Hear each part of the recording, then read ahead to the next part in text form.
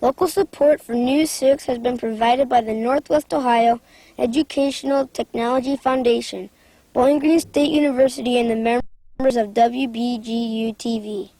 Hi! We're the 6th grade class of Woodmore Elementary, home of the Wildcats. Welcome to News 6!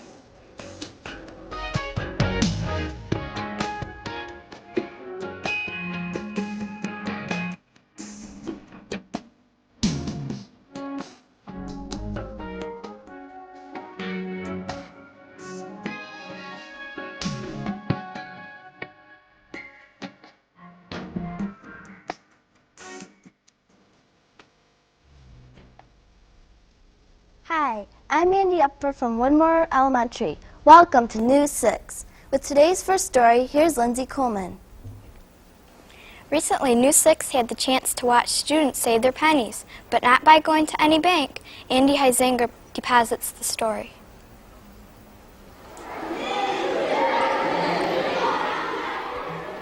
Before they hit the books, Woodmore students go to work at the school bank.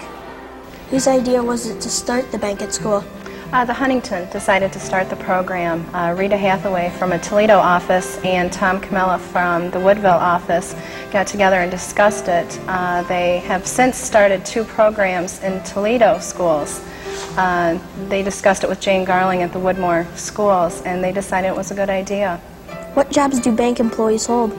We have a different variety of jobs they begin with new accounts where they open their accounts.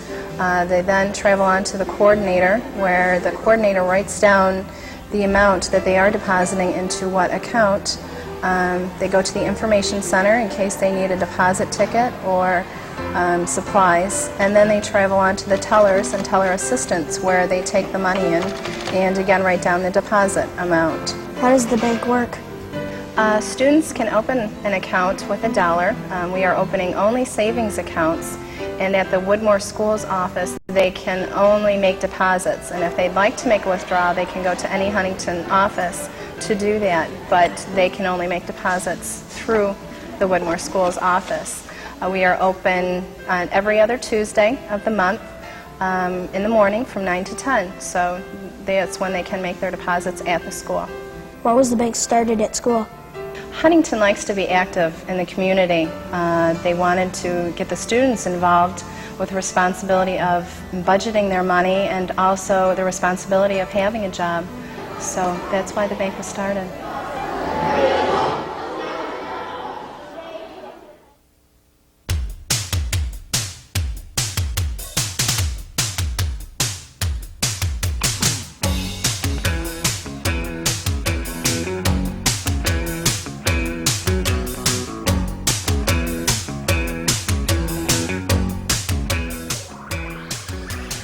Today's News 6 is produced by the 6th grade class of Woodmore Elementary.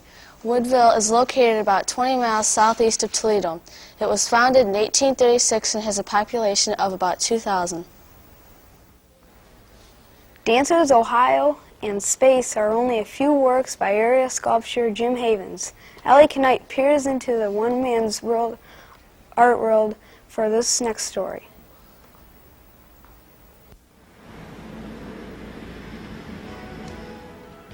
Forks and spoons are not the only thing being made of stainless steel. How do you make art out of stainless steel? I like to work with stainless steel because it can say what I want to say. And I weld it and I burn it. I use plasma arcs. I put a texture on it. I put a finish on it. It is very technical in nature how I build these sculptures, except that when I'm done with them, I hope that they don't appear to be technical. How much steel do you use to make a dancer? I buy stainless steel in 4x8 sheets, 4-foot by 8-foot sheets. To make one dancer full size would take about a sheet and a half, about 4-foot by 12-foot of stainless steel to make one dancer, and the thickness is 3/16 inch. I use a 304L grade of stainless steel, which is composed of 18% chromium and 8% nickel. Why did you choose to use stainless steel? It is a good medium to use outside in an exterior environment there. It doesn't rust, it doesn't oxidize. But one of the real beauties about stainless steel is it reflects light. I put a texture on stainless steel so that it even reflects more light. I don't make a polished surface on stainless steel. I put a texture on stainless steel. Who inspired you to do this type of artwork? The person that probably inspired me most is a man named David Smith. And I seen his artwork over in Philadelphia in the museum, and it just kind of blew me away when I seen it there. I said, that is something that I can do. What kind of sculptures do you make? Well, I make abstract and representational, and I blend them together.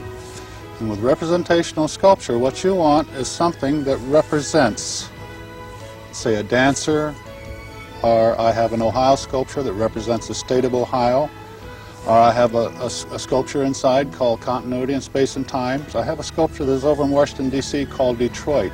What I wanted to do with Detroit is have a sculpture that represents a city that builds automobiles, a city that is an industrial city that is hard driving and dynamic, and that's what I tried to create with this sculpture called Detroit.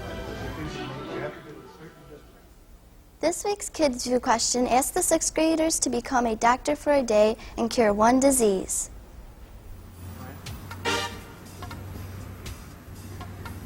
Hi, I'm Anna. Today's Kids View question is, if you could cure one disease in the whole world, what would it be? If I could cure one disease in the world, I would cure AIDS because you get sick and die. If I could cure one disease in the world, it would be pneumonia. I had it once and was very sick. If I could cure any disease in the world, I would want to cure cancer because it kills people. Preserving or saving seems to be a popular topic these days, from the environment and the earth to historical sites. Melissa Braddock rides the rails to take a look at one of these sites.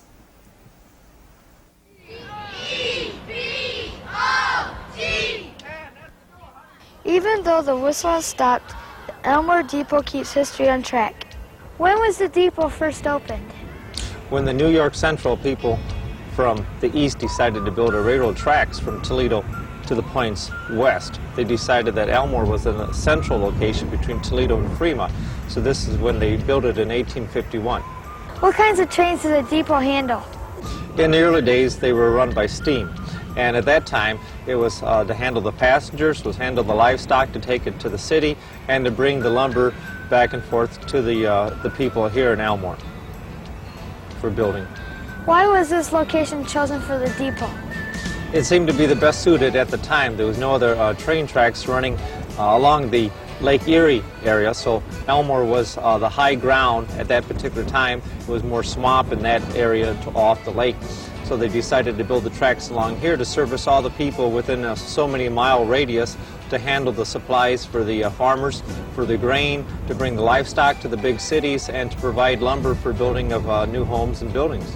What is the depot used for now? Mainly at this time is being stored by artifacts, antiques that has been given to us by the kind people of the Elmore and the surrounding community. Most of it is farm-related horse-drawn vehicles. We have things of that, farm implements. There is some railroad memorabilia here in the depot. That's all for this week's show. Join us next week when St. Peter and St. Paul, Ottawa visits News 6.